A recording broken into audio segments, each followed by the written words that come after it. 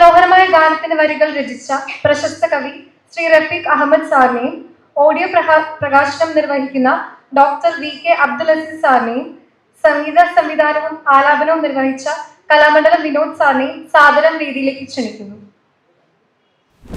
വാക്കുകൾക്ക് ആത്മാവും വികാരങ്ങൾക്ക് സംഗീതവുമാകുന്ന മലയാളത്തിന്റെ പ്രിയ കവിയും ഗാനരചയിതാവുമായ ശ്രീ റഫീഖ് അഹമ്മദ് സാറിനെ 2 വാക്ക് സംസാരിക്കുന്നതിനായി ക്ഷണിക്കുന്നു. എല്ലാവർക്കും നമസ്കാരം. നഴ്സസ് എന്ന് പറയുമ്പോൾ പൊതുവെ വലിയ ക്ഷമയുള്ള ആളുകളാണ്. ക്ഷമയില്ലാതെ ഈ ജോലി ചെയ്യാൻ പറ്റില്ല. എങ്കിലും ഞാൻ നിങ്ങളുടെ ക്ഷമ പരീക്ഷിക്കുന്നില്ല. കൂടുതലായിട്ട് അവിടെ അധികം സംസാരിക്കാൻ ഞാൻ ആഗ്രഹിക്കുന്നില്ല. അവിടെ പ്രധാനപ്പെട്ട എല്ലാ കാര്യങ്ങളും ഇതിനു മുമ്പ് സംസാരിച്ച ആളുകൾ പറഞ്ഞു കഴിഞ്ഞിട്ടുണ്ട്. നിങ്ങൾക്ക് പ്രയോജനമുള്ള കാര്യങ്ങൾ ഇനിയും പറയാനിരിക്കുന്നു. എനിക്ക് ഉള്ളത് നിങ്ങളോടുള്ള സ്നേഹവും ആദരവും പ്രകടിപ്പിക്കുക എന്നുള്ളത് മാത്രമാണ്. അതൊരു പാട്ടിലൂടെ ഞാൻ ചെയ്തു കഴിഞ്ഞു. പിന്നെ ഇവിടെ സൂചിപ്പിച്ചതുപോലെ നഴ്സസ് ശാക്തീകരണം എന്ന് പറയുന്ന സംഗതി വളരെ പ്രധാനപ്പെട്ട ഒരു കാര്യം തന്നെയാണ്. അതിനെക്കുറിച്ച് പറയുമ്പോൾ നമ്മുടെ സമൂഹത്തിൽ നിലനിൽക്കുന്ന പലതരം കാഴ്ചപ്പാടുകൾ, ഇപ്പോൾ ഐശ്വര്യ ഇവിടെ നേരത്തെ സൂചിപ്പിച്ചു പോയ ആശാവർക്കർമാരോടുള്ള സമീപനത്തെക്കുറിച്ച് പറയട്ടെ. വളരെ പുരോഗമനപരവും ഇടതുപക്ഷ സ്വഭാവങ്ങളുള്ള എന്ന് അവകാശപ്പെടുന്ന ഒരു ഭരണകൂടം ഇവിടെ ഭരിച്ചുകൊണ്ടിരിക്കുമ്പോഴാണ് സമൂഹത്തിൽ ഏറ്റവും അധികം സേവനമനുഷ്ഠിക്കുന്ന, അതേസമയം ഏറ്റവും കുറഞ്ഞ വേതനം ലഭിക്കും, വളരെ നിസ്സാരം എന്ന് പറയാവുന്ന വേതനം ലഭിക്കുന്ന ഒരു പറ്റം പ്രവർത്തകർ, ആരോഗ്യ പ്രവർത്തകർ ദിവസങ്ങളോളം മാസങ്ങളോളം നീണ്ടുനിന്ന് സമരം ചെയ്തത്. ആ സമരത്തോടുള്ള നമ്മുടെ സമൂഹത്തിൻ്റെ മനോഭാവം അങ്ങേയറ്റം മോശമായി. നമ്മൾ കരുതിയിരുന്ന പല സാംസ്കാരിക നായകന്മാരും രാഷ്ട്രീയ നേതാക്കന്മാരും ഒന്നും തന്നെ അതിനെക്കുറിച്ച് അതൊന്നും പറഞ്ഞില്ല. പറഞ്ഞ ആളുകൾക്ക് നല്ലപോലെ പഴി കിട്ടുകയും ചെയ്തു എന്നുള്ളതാണ്. അപ്പം അത് നമ്മുടെ സമൂഹത്തിൽ നിലനിൽക്കുന്ന, അതായത് എന്താണോ ഏറ്റവും പ്രധാനപ്പെട്ട സേവനം എന്നുള്ളതിനെക്കുറിച്ചുള്ള തിരിച്ചറിയായ്മ കൂടി അതിനകത്തുണ്ട്. മാത്രമല്ല ഈ ഒരു വളരെ പരിഷ്കൃതമായിട്ട് സമൂഹമൊന്നുമല്ല നമ്മുടെ സമൂഹം, പുറമേക്കുള്ള ഒരു സംഗതി മാത്രമേ ഉള്ളൂ. അതുകൊണ്ട് തന്നെ അതിനകത്ത് ഈ ഹൈറാർക്കി, ഫ്യൂഡൽ ഇതിൽ ബാക്കി വന്നിട്ടുള്ള ജാതി വ്യവസ്ഥയുടെയൊക്കെ തന്നെ പരിഷ്കൃതമായ രൂപങ്ങളൊക്കെ നമ്മുടെ ഉള്ളിൽ നിലനിൽക്കുന്നുണ്ട്. അത് പലതരത്തിൽ പ്രകടിതമാവും. പിന്നെ നേരത്തെ പറഞ്ഞ പോലെ നഴ്സുമാരോടുള്ള കാഴ്ചപ്പാടിലും അതൊക്കെ തന്നെ ഉണ്ട്. ഞാൻ ഇത് ഏകദേശം 10-25 കൊല്ലത്തോളം ഹോസ്പിറ്റലിൽ ജോലി ചെയ്ത ഒരാളാണ്. ഞാൻ വേറെ ഒരു മേഖലയിലാണെന്ന് മാത്രം. എങ്കിൽ പോലും എനിക്ക് നന്നായിട്ട് അറിയാം. അതുകൊണ്ട് പിന്നെ ഈ ഒരു രോഗശുശ്രൂഷ എന്ന് പറയുന്നത് ഒരു ടീം വർക്ക് തന്നെയാണ്. അതിൽ ഡോക്ടർ അതിൽ കേന്ദ്ര കഥാപാത്രമാണെങ്കിൽ പോലും മറ്റെല്ലാ ഘടകങ്ങളും ഉൾച്ചേരുമ്പോൾ മാത്രമേ അത് പൂർണ്ണമാവുന്നുള്ളൂ. പക്ഷെ പലപ്പോഴും ആ രീതിയിലല്ല നമ്മുടെ ഹോസ്പിറ്റലുകൾ കാണുന്നത്. അപ്പോൾ അതിൻ്റെ ഭാഗമായിട്ടുള്ള ഒരുതരം അപകർഷതയോ അല്ലെങ്കിൽ അത്തരം ഒരു അധമബോധമോ ഒക്കെ നഴ്സുമാരിലുണ്ടായിരിക്കാം. അതിനെ മറികടക്കുക എന്നുള്ളതാണ് ശാക്തീകരണത്തിൻ്റെ ഏറ്റവും പ്രധാനപ്പെട്ട ഒരു കാര്യം. കാരണം ഒരു രോഗി എന്ന് പറയുന്നത് ശരീരം മാത്രമല്ല, മനസ്സുകൂടിയാണ്. എപ്പോഴും ഒരു സ്നേഹപൂർവ്വമായിട്ടൊരു പരിചരണം എന്ന് പറയുന്നത് ഒരു ഔഷധത്തെക്കാൾ ഫലം ചെയ്യുന്നതാണെന്ന് നിങ്ങൾക്ക് അനുഭവത്തിൽ നിന്ന് മനസ്സിലായിട്ടുണ്ടാവും. അപ്പോൾ അത്തരത്തിൽ ശാക്തീകരിക്കപ്പെടട്ടെ. നിങ്ങൾ മാത്രമല്ല, എല്ലാ സ്ത്രീ സമൂഹവും അതുപോലെ തന്നെ ഈ പ്രാന്തവൽക്കരിക്കപ്പെട്ട എല്ലാ വിഭാഗങ്ങളും ശാക്തീകരിക്കപ്പെടേണ്ടതുണ്ട്, ശാക്തീകരിക്കപ്പെട്ടുകൊണ്ടിരിക്കുകയാണ്. അപ്പോൾ അതിനുള്ള തടസ്സങ്ങൾ പലതും ഉണ്ടാവും. ഇപ്പോൾ അടിമത്തം പോലെയുള്ളൊരു സംഗതി അത് തിരിച്ചറിയുമ്പോഴാണ് നമ്മളത് പിന്നെ ആ തിരിച്ചറിയുന്ന നിമിഷത്തിലാണ് നമ്മൾ അടിമകളല്ലാതാവുന്നത് എന്ന് പറയാറുണ്ട്. അതിപ്പോൾ 1865 മറ്റാണ് അമേരിക്കയിൽ അടിമത്തം നിരോധിച്ചുകൊണ്ടുള്ള നിയമം വരുന്നത്. അതിനെത്രയും മുമ്പ് 1843 മറ്റോ ഇന്ത്യയിൽ വന്നിട്ടുണ്ട്. പക്ഷേ അപ്പോൾ അന്ന് ഇന്ത്യ ബ്രിട്ടീഷുകാരുടെ കീഴിൽ ഉള്ള അടിമത്ത രാജ്യമാണെന്ന് കൂടി ഓർക്കണം. വേറൊരു തമാശ എന്താണെന്ന് വെച്ചാൽ ഈ അമേരിക്കയിൽ ഈ ബില്ല് വന്നു കഴിഞ്ഞപ്പോൾ അവിടുത്തെ അന്നത്തെ അടിമകൾ ആകെ ബേജാറായി. അവർ സമരം ചെയ്തു. അതായത് ഞങ്ങൾക്കിനി എങ്ങനെ, ഞങ്ങൾ മാസ്റ്റേഴ്സ് ഇല്ലാതെ ഞങ്ങൾ എങ്ങനെ മുന്നോട്ട് പോകും, മാസ്റ്റേഴ്സ് ഇല്ലാതെ ഞങ്ങൾക്ക് എങ്ങനെ സ്വതന്ത്രമായി ജീവിക്കാൻ കഴിയുന്നുള്ള ഭയം കൊണ്ട് അവർ തെരുവിലിറങ്ങിയെന്നാണ് പറയുന്നത്.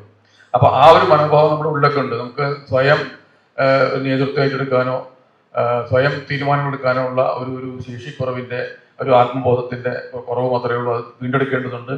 ആരും തന്നെ സ്വാതന്ത്ര്യമോ അവകാശങ്ങളോ തളികയിൽ നീട്ടിത്തരുന്ന ചരിത്രം ഈ ലോകചരിത്രം വിശേഷിച്ചാൽ കാണാൻ കഴിയില്ല. അത് പല പോരാട്ടങ്ങളും പരാജയപ്പെട്ടേക്കാം, പല സമരങ്ങളും പരാജയപ്പെട്ടിട്ടുണ്ടാവും. എങ്കിലും നിരന്തരമായിട്ടുള്ള പോരാട്ടങ്ങളിലൂടെ മാത്രം കിട്ടുന്നതാണ് ശാക്തീകരണം. അതിന് നിങ്ങൾക്ക് കഴിയട്ടെ. ഏതായാലും ഇങ്ങനെയൊരു സന്ദർഭത്തിലൊരു കവിതയിലൂടെ ഒരു പാട്ടിലൂടെ എൻ്റെ സ്നേഹവും ആദരവും നിങ്ങളോട് പ്രകടിപ്പിക്കാൻ കഴിഞ്ഞതിൽ എനിക്ക് സന്തോഷമുണ്ട്. നിങ്ങൾക്ക് എല്ലാവർക്കും നഴ്സസ് ദിന ആശംസകൾ. നന്ദി.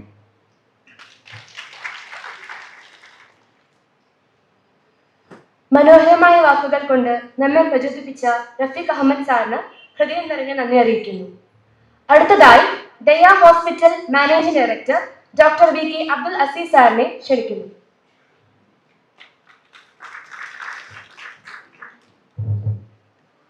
സുഹൃത്തുക്കളെ, റഫീഖ് അഹമ്മദ് പറഞ്ഞതാണ് ഞാൻ തുടങ്ങുന്നത്. ഇത് അടിമകൾ സമരം ചെയ്തു എന്നാണ്, അടിമത്തം നിർത്തിയപ്പോൾ അടിമകൾ സമരം ചെയ്തു എന്നുള്ളതാണ്. അപ്പോൾ അതുപോലെ തന്നെയാണ് എനിക്ക് തോന്നുന്നത് നേഴ്സുമാരെ പലപ്പോഴും മാലാഖകളെന്നാണ് വിളിക്കാറ്. കാരണം ഇന്ന് പലപ്പോഴും പത്രങ്ങളിലായാലും പല്ല് പറയുമ്പോഴും നേഴ്സുമാരെ മാലാഖകൾ. ഈ ഓറിയന്റൽ മതങ്ങളൊക്കെ പ്രകാരം മാലാഖമാർ എന്ത് ചെയ്യാനും തയ്യാറാവണം, ഒരു പ്രതിഫലേച്ഛ ഇല്ലാതെ. അങ്ങനെയല്ലേ മാലാഖമാർ? അങ്ങനെയാണ് എനിക്ക് തോന്നുന്നത്. നിങ്ങൾക്ക് ആ പേര് ഒട്ടും ചേരുന്നില്ല, പ്രത്യേകിച്ച് പുതിയ കാലത്ത്. പ്രതിഫലം വാങ്ങാൻ പാടില്ല, ദൈവം പറഞ്ഞത് എന്ത് ചെയ്യുക എന്നുള്ള ഒരു ആണ് മാലാഖമാർ. കഴിയുന്നത് നിങ്ങൾ അങ്ങനത്തെ വാക്കുകൾ ഉപയോഗിക്കുന്നത് നിങ്ങൾ എതിർക്കണം എന്നാണ് എനിക്കൊന്ന് പറയാനുള്ളത്. പിന്നെ ഇവിടെ ശാക്തീകരണത്തെക്കുറിച്ച് മഞ്ജു അതുപോലെ തന്നെ ഷേർലി വളരെ നന്നായി പറഞ്ഞു. അവരുടെ എംപവർമെൻറ്റ്, പ്രത്യേകിച്ച് പ്രൊഫഷനിലുള്ള എംപവർമെൻറ്റിനെ കുറിച്ച് അവർ വളരെ നന്നായി പറഞ്ഞിട്ടുണ്ട്. വേറൊരു കാര്യം എന്താണെന്ന് വെച്ചാൽ ഞങ്ങളുടെയൊക്കെ കാലത്ത് 1-2% ആൾക്കാരായിരുന്നു പുരുഷന്മാരുണ്ടായിരുന്നത്. ഇപ്പോൾ അത് ഏകദേശം 10% പുരുഷന്മാരായിട്ടുണ്ട് നഴ്സിംഗ് മേഖലയിൽ. പക്ഷേ ഒരു ഹോസ്പിറ്റലിൽ, ആരോഗ്യ മേഖലയിൽ ഒരു 50% നഴ്സുമാരാണ്. ഇപ്പോൾ ഏത് ഹോസ്പിറ്റൽ എടുത്താലും 50% നഴ്സുമാരായിരിക്കും. അപ്പോൾ നഴ്സുമാരുടെ ശക്തി വളരെ വലുതാണ്. ഹോസ്പിറ്റൽ മാനേജ് ചെയ്യുന്നത് തന്നെ അവരാണെന്ന് പറയാം. പക്ഷേ പണ്ടൊക്കെ ഇവരുടെ സേവന വേതന വ്യവസ്ഥകൾ, അതുപോലെ തന്നെ ജോലി സമയം, ഇതൊക്കെ വളരെ കൂടുതലായി. ഞങ്ങളൊക്കെ ആശുപത്രി തുടങ്ങുന്ന കാലത്ത് 12-16 മണിക്കൂറുകൾ ജോലി ചെയ്യണം. അതുപോലെ തന്നെ വളരെ തുച്ഛമായ വേതനത്തിന് ജോലി ചെയ്യുന്ന ഒരവസ്ഥയായിരുന്നു ഉണ്ടായിരുന്നത്. പക്ഷെ ഇന്നതൊക്കെ മാറി. ഒരു പക്ഷേ ഞങ്ങൾക്ക് അഭിമാനിക്കാൻ കഴിയുന്നത് ഈ ഒരു മാറ്റത്തിന് ദയാ ഹോസ്പിറ്റലും ഒരു പരിധി വരെ കാരണക്കാരാണ്. കാരണം ഈ പ്രശ്നം ആദ്യം തന്നെ ഉന്നയിച്ചതും അതുപോലെ തന്നെ അത് പോസിറ്റീവായിട്ട് വേണമെന്ന് പറഞ്ഞതും ഞങ്ങളാണ്. ഞങ്ങളുടെ നഴ്സുമാരിലൂടെ പറഞ്ഞു. അതോടൊപ്പം തന്നെ ഞങ്ങളത് ആദ്യം നടപ്പാക്കുകയും ചെയ്തു എന്നുള്ളതാണ്. അപ്പോൾ ഈ ശാക്തീകരണം എന്ന് പറയുന്നപ്പോൾ നേരത്തെ മഞ്ജും ഷെർലിയും പറഞ്ഞതുപോലെ പ്രൊഫഷനിൽ ശാക്തീകരണം നടത്തണം. കാരണം അതിലിപ്പോൾ ഐശ്വര്യ പറഞ്ഞൊരു കാര്യം ഉണ്ടായിരുന്നു. ഇവിടെ ഐശ്വര്യ ഒരു പേഷ്യന്റിന് എത്ര ദിവസത്തെ ആൻറ്റിബയോട്ടിക്സ് ആയി, അപ്പോൾ 4 ദിവസം. അത് തെറ്റിയൊരു കുറ്റമല്ലെന്നാണ് ഐശ്വര്യ പറഞ്ഞത്.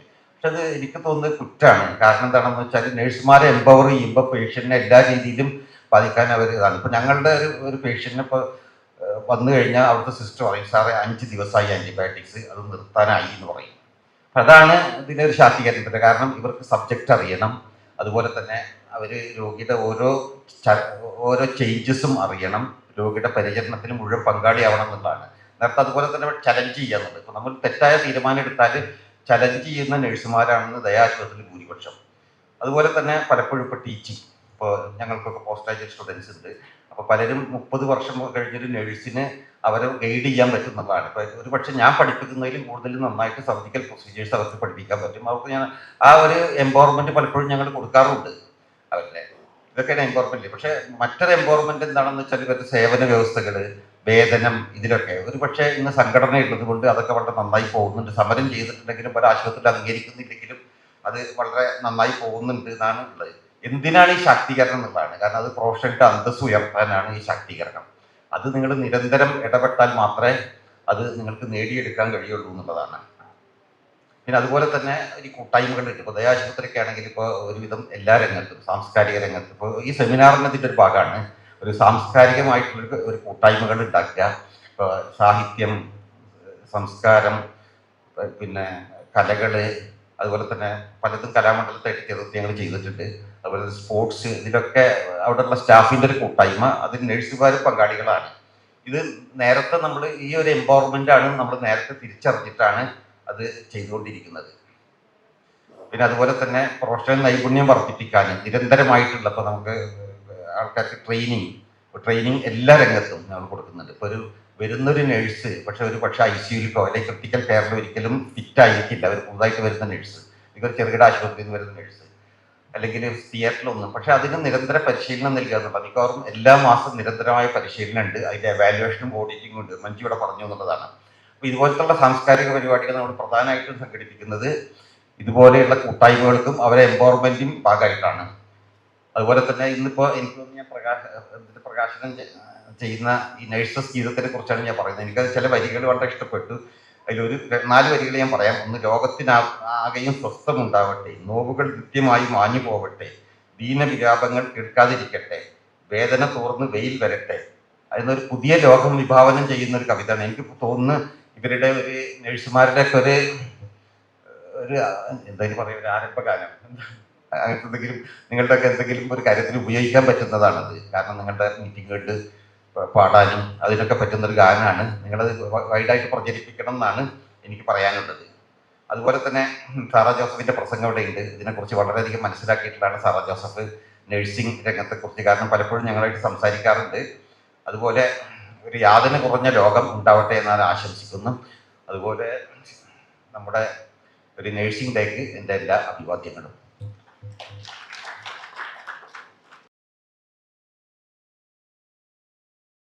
സാറിന്റെ അർത്ഥകൃത്യമായ വാക്കുകൾക്ക് നന്ദി.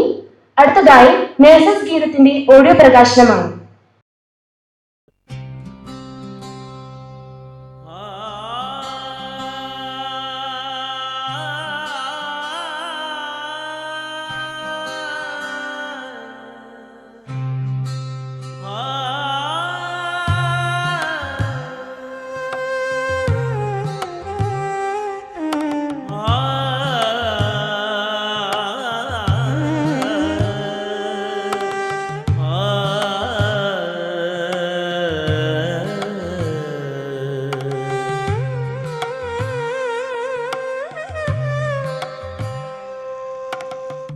കടലല കൈനീട്ടി കരയേത്തലോടുമ്പോൾ എരിമണലിളവേറ്റുറങ്ങിയിടുമ്പോൾ കരിമുകിൽ മണ്ണിൻ്റെ വേനൽ വടുക്കളിൽ കുളിരാർന്ന ജലധാര പെയ്യുമ്പോൾ കരുണതൻ കൂട്ടുകാരേ നിങ്ങളെ തൊഴുകൈകളോടിവർ ഓർക്കുന്നു. വന്ദനം നിങ്ങൾക്കു വന്ദനം, വന്ദനം നിങ്ങൾക്കു വന്ദനം.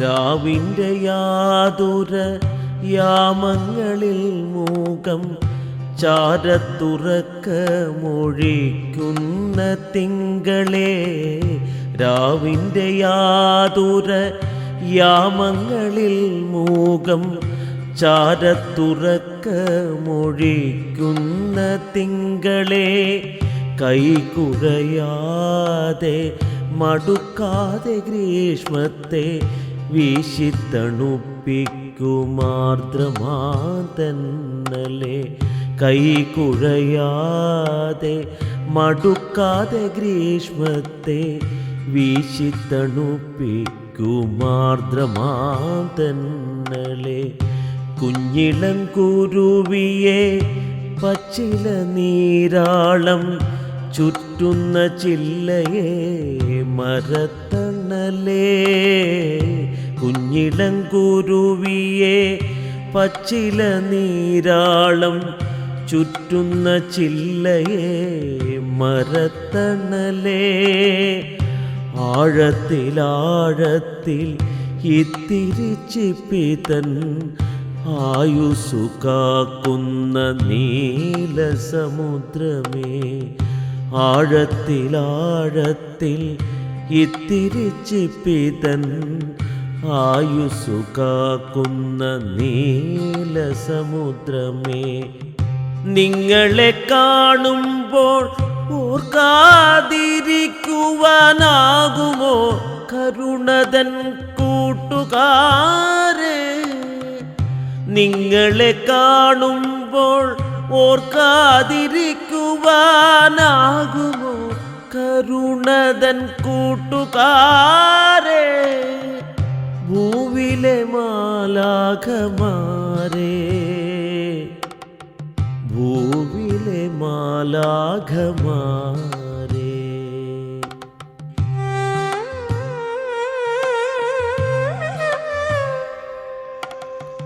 മതമല്ല, ജാതിയല്ല, ധനമല്ല, സ്ഥാനമല്ല, മനുഷ്യനെ മനുഷ്യനായി മാറ്റുന്ന സത്യം.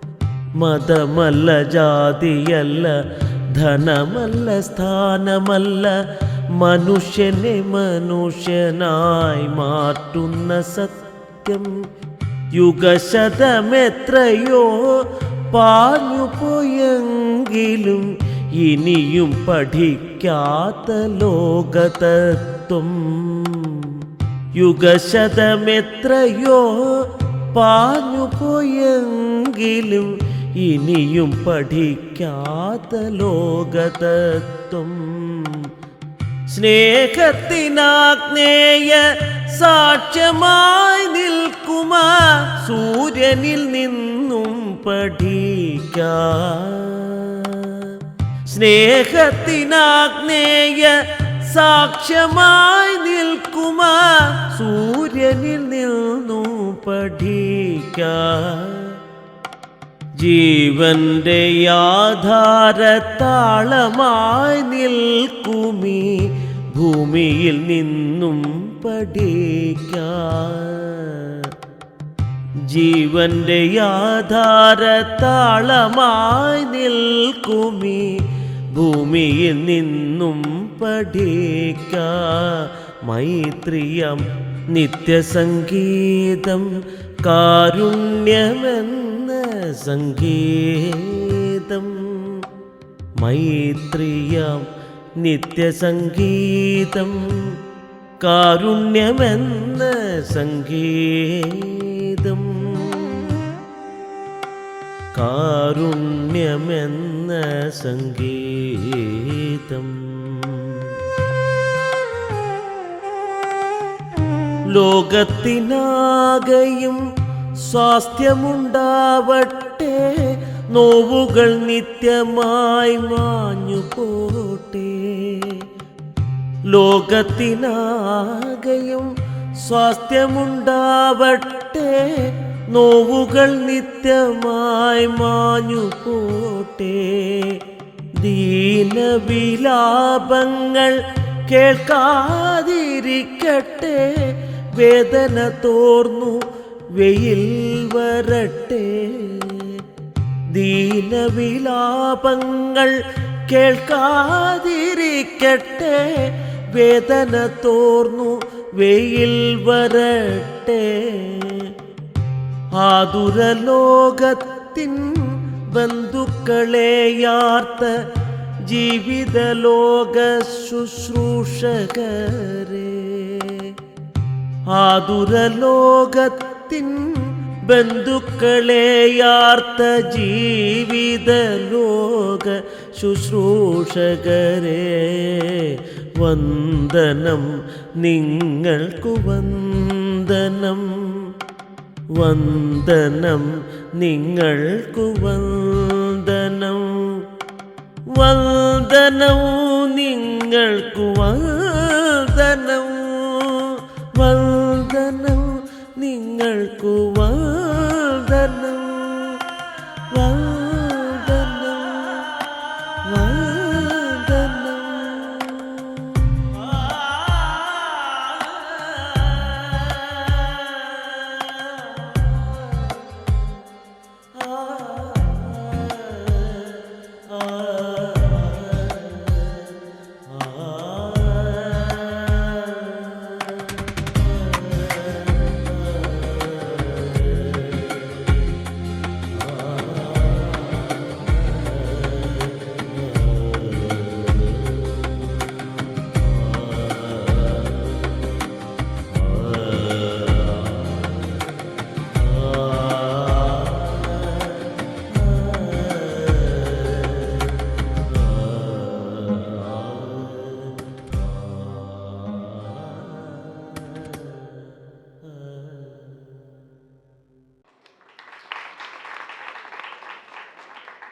ഈ മനോഹരമായ ഗാനത്തിന് സംഗീതത്തിന്റെ ആത്മാവ് പകർന്ന ശ്രീ കലാമണ്ഡലം വിനോദ് സാറിനെ 2 വാക്ക് പങ്കുവയ്ക്കുന്നതിനായി ക്ഷണിക്കുന്നു.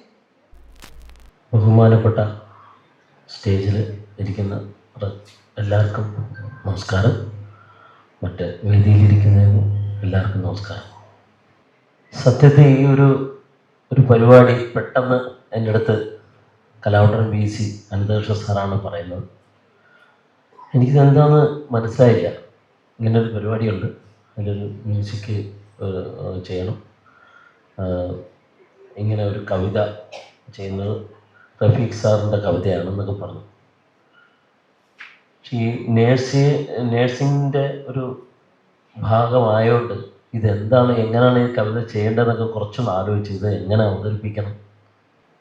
പക്ഷേ ആ കവിതയുടെ വരി എനിക്ക് വന്നപ്പോഴത്തേക്ക് അല്ലാണ്ട് മനസ്സിൽ തട്ടുന്ന ഒരു വിങ്ങൽ, ഒരു വികാരം എനിക്ക് തോന്നി. പെട്ടെന്ന് തന്നെ ഞാനത് ഒറ്റ ദിവസം കൊണ്ട് തന്നെ ചെറിയ എന്നെ കൊണ്ടാവുന്ന രീതിയിലൊരു സംഗീതം കൊടുത്ത് ഞാൻ അനന്തകൃഷ്ണ സാറിനെ തിരിച്ചയക്കുകയും തുടർന്ന് റഫീഖ് സാറിനോട് ഞാൻ അയച്ചു കൊടുക്കുകയും ചെയ്തു. കാരണം ഇനി എന്തും തെറ്റ് പോരായ്മകളൊക്കെ ഉണ്ടെങ്കിൽ അത് ഓക്കെ എന്ന് പറയുകയും അങ്ങനെയാണ് ഈ പെട്ടെന്ന് ഈ കവിത ചെയ്തത്. എന്താണെന്ന് വെച്ചാൽ ഇതിലെ വരികളെല്ലാം ശരിക്കും മനസ്സിൽ വളരെയധികം സ്പർശിച്ചുകൊണ്ടുള്ള വരികളാണ്. കാരണം രാപകലില്ലാണ്ട് ഒരു രോഗിക്ക് വേണ്ടി കഷ്ടപ്പെടുകയും മനസ്സിലെ ദുഃഖങ്ങളെയൊക്കെ ഉള്ളിലൊതുക്കിക്കൊണ്ട് വളരെ ചിരിച്ചുകൊണ്ട് രോഗിയോട് ഇടപെടുകയും ചെയ്യുന്ന നേഴ്സുമാരുടെ ഒരു മനസ്സ് കാണാനുള്ള ഒരു ഉള്ളിലുള്ള വികാരങ്ങളെ നമുക്ക് കാണാൻ സാധിച്ചാണ് അത് ഉൾക്കൊണ്ടുമാണ് റഫീഖ് സാർ എന്ന് എഴുതിയിരിക്കുന്നത്. അപ്പോൾ അത്രയും വളരെ ടച്ചിങ്സ് ആയിട്ടുള്ള വരികളാണ് ചെയ്തിരിക്കുന്നത്. എന്തായാലും ഇങ്ങനൊരു വേദിയിൽ എനിക്ക് ഇങ്ങനൊരു കവിത ആലപിക്കാനും ഇതിന് വേണ്ട സന്ദർഭം ഒരുക്കിയ എല്ലാവരോടും നന്ദി. ഈ ഒരു പരിപാടി ഇങ്ങനെ സാറിൻ്റെ ഒരു കവിത ചെയ്യാൻ ഇതൊക്കെ എൻ്റെ ഒരു പുതിയ ഒരു സംഗീതാവിഷ്കാരം അല്ലെങ്കിൽ ഇങ്ങനൊരു അവസരങ്ങളൊക്കെ എൻ്റെ ഒരു പുതിയതാണ്. എൻ്റെ പ്രൊഫഷൻ ഇതേ അല്ല, വേറെ പ്രൊഫഷനാണ്, സംഗീതമാണ്, കലാമണ്ഡലത്തിലാണ് ജോലി ചെയ്യുന്നത്. എന്തായാലും ഇങ്ങനൊരു അവസരം തന്ന എല്ലാവരോടും നന്ദി, നമസ്കാരം.